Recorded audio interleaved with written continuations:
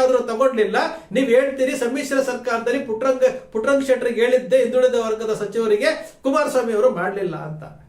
3 ವರ್ಷಗಳ ಕಾಲ ಟೈಮ್ ಇತ್ತಲ್ಲ, ಮಾಡ್ಲಿಲ್ಲ. ಇವತ್ತು ಹೇಳ್ತೀರಿ ನಾವು ಜಾತಿ ಗಣತಿಯನ್ನು ಬಿಡುಗಡೆ ಮಾಡ್ತೀವಿ ಅಂತೇಳಿ ಘಂಟಾಘೋಷವಾಗಿ ಹೇಳಿದ್ರಿ. ಲೋಕಸಭಾ ಚುನಾವಣೆ ಸಮಯದಲ್ಲಿ ಅಕ್ಸೆಪ್ಟ್ ಮಾಡ್ಕೊಂತೀರಿ. ಜಯಪ್ರಕಾಶ್ ಹೆಗಡೆ ಅವ್ರಿಗೆ ಹೇಳ್ತೀರಿ, ಅಕ್ಸೆಪ್ಟ್ ಮಾಡ್ಕೊಳ್ತೀರಿ, ಎಲ್ಲವನ್ನೂ ಮಾಡಿದ್ರಿ. ಬೈ ಎಲೆಕ್ಷನ್ ಟೈಮಲ್ಲಿ ಹೇಳಿದ್ರಿ. ಇವತ್ತು ಕೇಂದ್ರ ಸರ್ಕಾರ ಹೇಳ್ತು 10 ವರ್ಷದ ಹಳೆಯದಿದು ಬೇಡ ಅಂತ ಹೇಳ್ತು ಮತ್ತೆ ಸರ್ವೆ ಮಾಡ್ತೀನಿ ಅಂತೀರಿ. 80% ಅಹಿಂದ ವರ್ಗಗಳು ನಿಮ್ಮ ಮೇಲೆ ಭರವಸೆ ನಂಬಿಕೆ ಇಟ್ಟು ಇವತ್ತಿಗೂ ಸಹ ನಮ್ಮ ಸಿದ್ದರಾಮಯ್ಯನವರು ಈ ವರ್ಗಗಳಿಗೆ ಏನಾದರೂ ಮಾಡ್ತಾರೆ, ಅಂಕಿ ಅಂಶಗಳನ್ನ ಕೊಡ್ತಾರೆ, ಈ ಅಂಕಿ ಅಂಶಗಳ ಮೂಲಕ ನಮಗೆ ಅನುಕೂಲ ಸಿಗುತ್ತೆ ಅಂತೇಳಿ ಇಡೀ ರಾಜ್ಯಾದ್ಯಂತ ಅಹಿಂದ ವರ್ಗಗಳು ನಿಮಗೆ ಬೆಂಬಲ ಸೂಚಿಸಿದ್ವಲ್ಲ, ಪ್ರತಿಭಟನೆ ಮಾಡಿದ್ವಲ್ಲ, ಲಕ್ಷಾಂತರ ರೂಪಾಯಿ ಕೋಟ್ಯಾಂತರ ರೂಪಾಯಿ ಹಣ ಖರ್ಚು ಮಾಡಿ ಮಾಡಿದ್ರಲ್ಲ. ನೀವು ಸಹ 165 ಕೋಟಿ ರೂಪಾಯಿಗಳನ್ನ ನೀವು ಸಹ ಜಾತಿ ಗಣತಿ ವರದಿಗೆ ವಿನಿಯೋಗ ಮಾಡಿದ್ರಲ್ಲ. ಈಗ ಹೇಳ್ತಾ ಇದ್ದೀರಿ ಸಚಿವ ಸಂಪುಟದಲ್ಲಿ ನಾವು ಮತ್ತೊಮ್ಮೆ ಮಾಡ್ತೀವಿ. ಹಿಂದುಳಿದ ವರ್ಗದ ಆಯೋಗದ ಅಧ್ಯಕ್ಷರನ್ನೇ ನೇಮಕ ಮಾಡಿಲ್ಲ. ಅವರ ವಿಚಾರ ತೆಗೆದುಕೊಂಡು 90 ದಿವಸದಲ್ಲಿ ಸರ್ವೆ ಮಾಡ್ತೀವಿ, ತೆಲಂಗಾಣದಲ್ಲಿ 70 ದಿನ ಸರ್ವೆ ಮಾಡ್ತೀವಿ. 2015ರಲ್ಲಿ 1 ತಿಂಗಳಲ್ಲಿ ಮನೆ ಸರ್ವೆ ಆಗಿದರೆ, RTI ಮೂಲಕ ನಾವು ತಗೊಂಡಿರುವಂತಹ ಮಾಹಿತಿ 1 ತಿಂಗಳಲ್ಲಿ ಸರ್ವೆ ಆಗಿರುವಂತದ್ದು. 3 ವರ್ಷ ಆದ್ರೂ ಡಾಟಾ ಎಂಟ್ರಿ ಆಗ್ಲಿಲ್ಲ ಅಂತೇಳಿ ಹೇಳ್ತೀರಲ್ಲ. ಈಗ 90 ದಿವಸದಲ್ಲಿ ಮತ್ತೊಮ್ಮೆ ಅವತ್ತು 165 ಕೋಟಿ ಅಂದ್ರೆ ಇವತ್ತು 500 ಕೋಟಿ ರೂಪಾಯಿ ಬಿಡುಗಡೆ ಮಾಡ್ತೀರಿ. ಸಿದ್ದರಾಮಯ್ಯನವರೇ, ನಿಮ್ಮನ್ನ ಇವತ್ತು 2 ಬಾರಿ ಮುಖ್ಯಮಂತ್ರಿ ಮಾಡಿದ್ದು ನೀವು JDS ನಿಂದ ಉಚ್ಚಾಟನೆ ಆದಾಗ ಕಾಂಗ್ರೆಸ್ಗೆ ಬಂದಾಗ ನಿಮ್ಮ ಜೊತೆ ಬಂದಿದ್ದು ಅಹಿಂದ ವರ್ಗಗಳು ರೀ. 80% ಅಹಿಂದ ವರ್ಗಗಳು ನಿಮ್ಮ ಜೊತೆ ಬಂತು. 2 ಬಾರಿ ಮುಖ್ಯಮಂತ್ರಿ ಮಾಡಿದ್ದು ಇದೇ ಅಹಿಂದ ವರ್ಗಗಳು. ಯಾರು ಕೇಳಿದ್ರು ನಿಮ್ಗೆ ಅವಾಗ ಸಾಮಾಜಿಕ ಶೈಕ್ಷಣಿಕ ಜಾತಿ ಗಣತಿ ಮಾಡಿ ಅಂತೇಳಿ 2015ರಲ್ಲಿ ಯಾರು ಕೇಳಿದ್ರು? ಯಾರೂ ಕೇಳಿಲ್ಲ. ನೀವಾಗ್ಲೇ ಮಾಡಿದ್ರಿ ಜಾತಿ ಗಣತಿ ಅಂತಂದ್ರಿ. 1 ತಿಂಗಳಲ್ಲಿ ಮನೆ ಸರ್ವೆ ಮಾಡ್ತೀರಿ. ನಾವು RTI ಮಾಹಿತಿ ತಗೊಂಡಿದ್ದೀವಿ. 1 ತಿಂಗಳಲ್ಲಿ ಮನೆ ಸರ್ವೆ ಆಗುತ್ತೆ 2015ರಲ್ಲಿ. 2015ರಿಂದ 2018 3 ವರ್ಷಗಳ ಕಾಲ ಅದನ್ನ ಡಾಟಾ ಎಂಟ್ರಿ ಮಾಡಿ ಅದನ್ನು ಫೈನಲ್ ತೆಗೆದುಕೊಂಡು ಜನರ ಮುಂದೆ ಇಡ್ಲಿಲ್ಲ. ನೀವು ಜನರ ಮುಂದೆ ಇಡ್ಲಿಲ್ಲ. 2015ರಲ್ಲಿ ಜಾತಿ ಗಣತಿ ಆಗುತ್ತೆ, 1 ತಿಂಗಳಲ್ಲಿ ಮನೆ ಸಮೀಕ್ಷೆ ಆಗುತ್ತೆ, ಡಾಟಾ ಎಂಟ್ರಿ ಮಾಡಿ ಫೈನಲ್ ಔಟ್ಪುಟ್ ಕೊಡಕ್ಕೆ 3 ವರ್ಷ ಆದ್ರೂ ತಗೊಂಡ್ಲಿಲ್ಲ. ನೀವ್ ಹೇಳ್ತೀರಿ ಸಮ್ಮಿಶ್ರ ಸರ್ಕಾರದಲ್ಲಿ ಪುಟ್ಟರಂಗ ಶೆಟ್ಟರಿಗೆ ಹೇಳಿದ್ದೆ ಹಿಂದುಳಿದ ವರ್ಗದ ಸಚಿವರಿಗೆ, ಕುಮಾರಸ್ವಾಮಿ ಅವರು ಮಾಡ್ಲಿಲ್ಲ ಅಂತ. 3 ವರ್ಷಗಳ ಕಾಲ ಟೈಮ್ ಇತ್ತಲ್ಲ, ಮಾಡಲಿಲ್ಲ. ಇವತ್ತು ಹೇಳ್ತೀರಿ ನಾವು ಜಾತಿ ಗಣತಿಯನ್ನು ಬಿಡುಗಡೆ ಮಾಡ್ತೀವಿ ಅಂತೇಳಿ ಘಂಟಾಘೋಷವಾಗಿ ಹೇಳಿದ್ರಿ. ಲೋಕಸಭಾ ಚುನಾವಣೆ ಸಮಯದಲ್ಲಿ ಅಕ್ಸೆಪ್ಟ್ ಮಾಡ್ಕೊಂತೀರಿ. ಜಯಪ್ರಕಾಶ್ ಹೆಗಡೆ ಅವ್ರಿಗೆ ಹೇಳ್ತೀರಿ, ಅಕ್ಸೆಪ್ಟ್ ಮಾಡ್ಕೊಳ್ತೀರಿ, ಎಲ್ಲವನ್ನೂ ಮಾಡಿದ್ರಿ.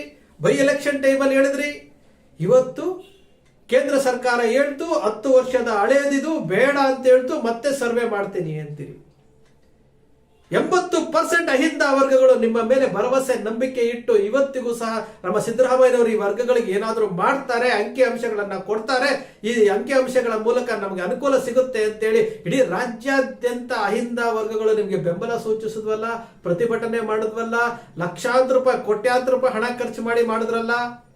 ನೀವು ಸಹ 165 ಕೋಟಿ ರೂಪಾಯಿಗಳನ್ನ ನೀವು ಸಹ ಜಾತಿ ಗಣತಿ ವರದಿಗೆ ವಿನಿಯೋಗ ಮಾಡಿದ್ರಲ್ಲ. ಈಗ ಹೇಳ್ತಾ ಇದ್ದೀರಿ ಸಚಿವ ಸಂಪುಟದಲ್ಲಿ ನಾವು ಮತ್ತೊಮ್ಮೆ ಮಾಡ್ತೀವಿ. ಹಿಂದುಳಿದ ವರ್ಗದ ಆಯೋಗದ ಅಧ್ಯಕ್ಷರನ್ನೇ ನೇಮಕ ಮಾಡಿಲ್ಲ. ಅವರ ವಿಚಾರ ತೆಗೆದುಕೊಂಡು 90 ದಿವಸದಲ್ಲಿ ಸರ್ವೆ ಮಾಡ್ತೀವಿ, ತೆಲಂಗಾಣದಲ್ಲಿ 70 ದಿನ ಸರ್ವೆ ಮಾಡ್ತೀವಿ. 2015ರಲ್ಲಿ 1 ತಿಂಗಳಲ್ಲಿ ಮನೆ ಸರ್ವೆ ಆಗಿದರೆ, RTI ಮೂಲಕ ನಾವು ತಗೊಂಡಿರುವಂತಹ ಮಾಹಿತಿ 1 ತಿಂಗಳಲ್ಲಿ ಸರ್ವೆ ಆಗಿರುವಂತದ್ದು. 3 ವರ್ಷ ಆದ್ರೂ ಡಾಟಾ ಎಂಟ್ರಿ ಆಗ್ಲಿಲ್ಲ ಅಂತೇಳಿ ಹೇಳ್ತೀರಲ್ಲ. ಈಗ 90 ದಿವಸದಲ್ಲಿ ಮತ್ತೊಮ್ಮೆ ಅವತ್ತು 165 ಕೋಟಿ ಅಂದ್ರೆ ಇವತ್ತು 500 ಕೋಟಿ ರೂಪಾಯಿ ಬಿಡುಗಡೆ ಮಾಡ್ತೀರಿ. ಜನರ ತೆರಿಗೆ ಹಣ ಬಿಡುಗಡೆ ಮಾಡ್ತೀರಿ. ಮನೆ ಸಮೀಕ್ಷೆ ಆಗುತ್ತೆ, ಅಲ್ಲಿ ಡಾಟಾ ಎಂಟ್ರಿ ಆಗುತ್ತೆ. ಆ ಡಾಟಾ ಎಂಟ್ರಿ ಏನೋ ಯಾವ್ದಾರ ಕಂಪನಿ ಕೊಡ್ತೀರಿ, ಅದು ಡಾಟಾ ಎಂಟ್ರಿ ಆಗಿ ಅದು ಬೈಫರಿಕೇಶನ್ ಆಗಿ ಅದು ಡಾಟಾ ಆಗಿ ಹೊರಗಡೆ ಬರಕ್ಕೆ ಎಷ್ಟು ದಿವಸ ಬೇಕು? ಈಗಾಗಲೇ ಹೈಕಮಾಂಡ್ ಹೇಳಿದೆ, ಸಿದ್ದರಾಮಯ್ಯನವರಿಗೆ ಹೇಳಿದೆ ಅಂತ ಸುದ್ದಿ ಬರ್ತಾ ಇದೆ. ಡಿಸೆಂಬರ್ 1ನೇ ವಾರದಲ್ಲಿ ಸಿದ್ದರಾಮಯ್ಯನವರು ಅಧಿಕಾರ ಹಸ್ತಾಂತರ ಮಾಡಬೇಕು ಅಂತ ಹೇಳ್ಬಿಟ್ಟು ಸುದ್ದಿ ಹರಿದಾಡ್ತಾ ಇದೆ. ಡಿಸೆಂಬರ್ಗೆ ನೀವು ಅಧಿಕಾರ ಹಸ್ತಾಂತರ ಮಾಡಿದ್ಮೇಲೆ ಈ ಸಾಮಾಜಿಕ ಶೈಕ್ಷಣಿಕ ಜಾತಿ ಗಣತಿ ವರದಿ ಮತ್ತೊಮ್ಮೆ ಮಾಡಿದ್ರೆ ಮತ್ತೊಮ್ಮೆ ಕಸದ ಬುಟ್ಟಿಗೆ ಹೋಗುತ್ತೆ. ಯಾಕೆಂದ್ರೆ ಸಂಖ್ಯೆಗಳು ಬದಲಾವಣೆ ಆಗೋದಿಲ್ಲ. 10 ವರ್ಷದಲ್ಲಿ ಏನಿತ್ತು 1% ಎರರ್ ಆಗ್ಬೋದೇ ಹೊರತು ಇನ್ನಷ್ಟು ಜನಸಂಖ್ಯೆ ಹೆಚ್ಚಾಗುತ್ತೆ ಹೊರತು ಈಗ ಚುನಾವಣೆ ಸಮೀಕ್ಷೆ ಮಾಡಿದ್ರು ಸಹ ಆ ಸಂಖ್ಯೆ ಅಷ್ಟೇ ಇರುತ್ತೆ. ನೋಡಿ ಎಷ್ಟೊಂದು ನಮ್ಮ ಸರ್ಕಾರ ಯೋಚನೆ ಮಾಡ್ತಾ ಇದೆ ಅಂತಂದ್ರೆ ಸ್ವಲ್ಪ ಯೋಚನೆ ಮಾಡಿ. 2015ರಲ್ಲಿ ನಡೆದಂತ ಜಾತಿ ಗಣತಿ 3 ವರ್ಷ ಆದ್ರೂ ಕಂಪ್ಲೀಟ್ ಆಗ್ಲಿಲ್ಲ.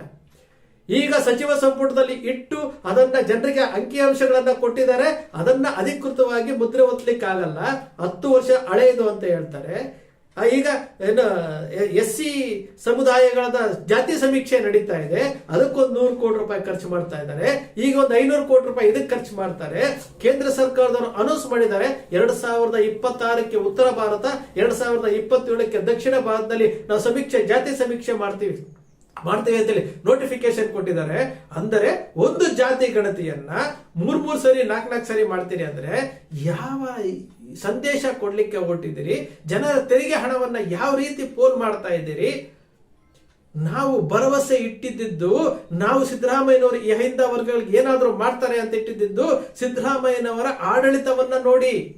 ಆದ್ರೆ ಸಿದ್ದರಾಮಯ್ಯನವರು ಹೋಗಿ ಹೈಕಮಾಂಡ್ ಮುಂದೆ ಯಾರೋ ಹೇಳಿದ್ರು ಅಂತ ಹೇಳ್ಬಿಟ್ಟು ವಿರೋಧ ವ್ಯಕ್ತವಾಯಿತು ಅಂತ ಹೇಳ್ಬಿಟ್ಟು ಹೈಕಮಾಂಡ್ ಮುಂದೆ ಹೋಗಿ ಒಪ್ಕೊಂಡ್ ಬಂದ್ಬಿಟ್ರಲ್ಲ. ಈ ಸಮುದಾಯಗಳಿಗೆ ಇಷ್ಟೇನಾ ನೀವು ಬೆಲೆ ಕೊಟ್ಟಿದ್ದು? ಹಾಗಾದ್ರೆ ಯಾಕೆ ಸಮಾವೇಶಗಳನ್ನ ಮಾಡಿದ್ರಿ?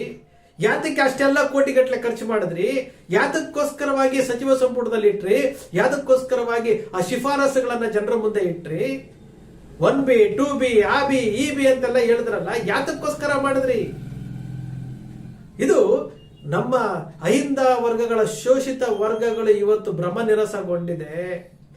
60 ದಿವಸ 90 ದಿವಸದಲ್ಲಿ ನಾವು ಮಾಡ್ಬಿಡ್ತೀವಿ, 90 ದಿವಸದಲ್ಲಿ ಮನೆ ಸಮೀಕ್ಷೆ ಮಾಡಬಹುದು. ಅದಕ್ಕೆ ಪ್ರಕ್ರಿಯೆಗಳು ಎಷ್ಟಿದಾವೆ, ಅದಕ್ಕೆ ಹಣಕಾಸು ಎಷ್ಟಿದೆ?